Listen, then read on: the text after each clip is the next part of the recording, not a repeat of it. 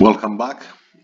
So in this lecture, we are going to start discussing about describing some widely used cryptographic systems and protocols. So more precisely, we'll talk about TLS and Kerberos. This video is about the principles of the basics, let's say, of cryptographic systems. Outline of the entire lecture. So till now we have talked about cryptography. We talked about symmetric encryption, private key, strip ciphers, block ciphers. Then we moved on to asymmetric encryption, known as public key encryption. We gave the basic idea of cryptographic hash functions. We described how digital signatures work. We move on to digital certificates. And then we had two lectures on how security protocols work. Basically, which we discussed and we described and we analyzed several protocols. We found several protocol flaws. We described several attacks, what Eve can and what she cannot do. And today, basically, we're jumping into cryptographic systems, and we will talk about SSL, TLS, and Kerberos, two very well-known and widely used cryptographic systems. So what are cryptographic systems? So in the previous lectures, we looked at the major elements of security, which is confidentiality, authentication, integrity, key exchange, message replay protection, etc., etc. Now, in any ongoing dialogue, all these protections are necessary, right? Not just one. So when you have a protocol, when you have an interactive protocol between Alice and Bob, anyway, a service, a client, and a server, we need to have all these protections, right? And not just provide confidentiality or only integrity. Okay, we have already seen many examples of why it's important to provide all this. Consequently, we should not expect average end users to be able to implement dialogue security themselves. So by now, I think that you have already assumed that most of the security mechanisms are running in the background, so users do not really see them.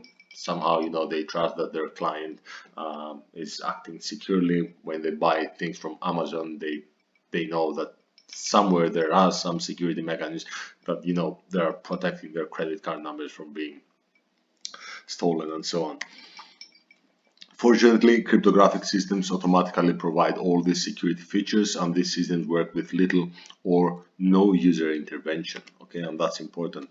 So these systems offer automatic protections. In fact, users often are not even aware that their communication is protected by a cryptographic system. For example, every time that you make a purchase over the internet, the transaction is protected by protocol called SSL TLS.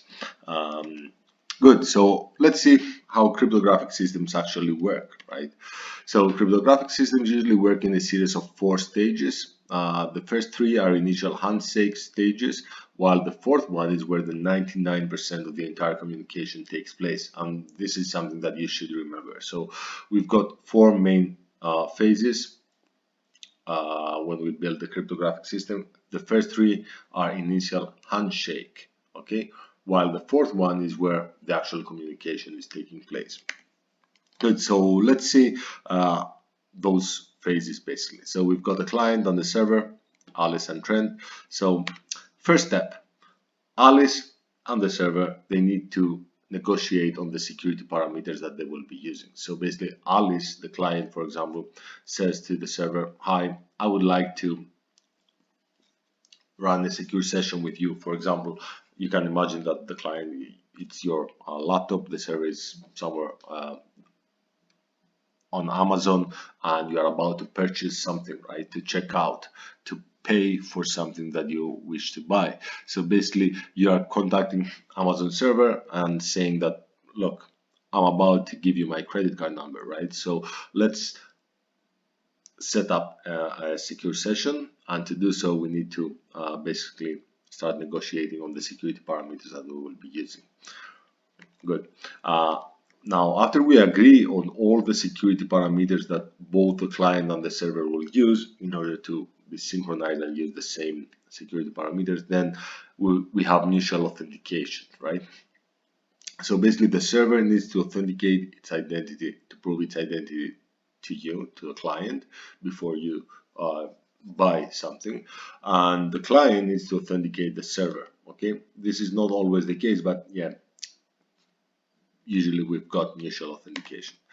And then the third step is the key exchange or key agreement. So after the authentication has been completed, then basically you will exchange a key with Amazon server. And then that session key, that ephemeral key, will be used in order to protect your credit card number, right? Which is the fourth stage of the fourth step of a cryptographic system. So basically, stage number 4 is ongoing communication with message by message confidentiality, authenticity, and message integrity. So all the messages from now on that your PC is sending to the Amazon server will be always encrypted with the key that has been established on stage 3. So apart from that, we've got something that we call re-authentication and re-keying. So although the 3 handshake stages are done only once, there is often what we call a periodic re-authentication to ensure that an attacker has not hijacked the connection. Now that's why we often use periodic re-keying, which means that you go back, you establish a key on stage 3, then you start using it on stage 4, but that key usually has an expiration time, right? So you can use it only for a certain or a short period of time.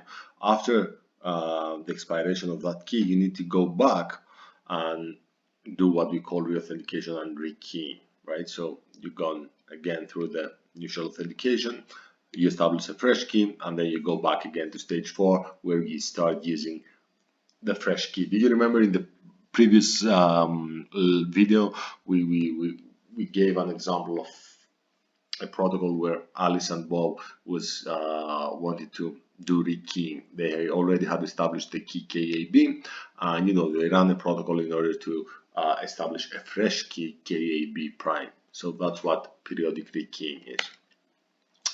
Now we've got various cryptographic systems, so they're running on different layers. So on the application layer, we have Kerberos. We will talk about Kerberos in the last video of that lecture. On transport layer, we've got SSL TLS. On the internet, we've got IPsec, data link, PPTP, and L2TP. While on the physical layer, we have no cryptographic systems. No messages are sent at this layer, only individual bits. Now, for safety, companies often use two systems at the same time at different layers. Keep in mind that this provides defense in depth. However, it increases the overall cost, the overheads and the communication cost. Okay, so it make the whole system less efficient. So this is always a trade-off between security. There is always a trade-off between security and efficiency, right? So yeah. So that's it. That's how cryptographic systems work. These are the main phases of a cryptographic systems. And having described this, we are ready to describe our first cryptographic system, which will be SSL TLS and then Kerberos. Thanks a lot.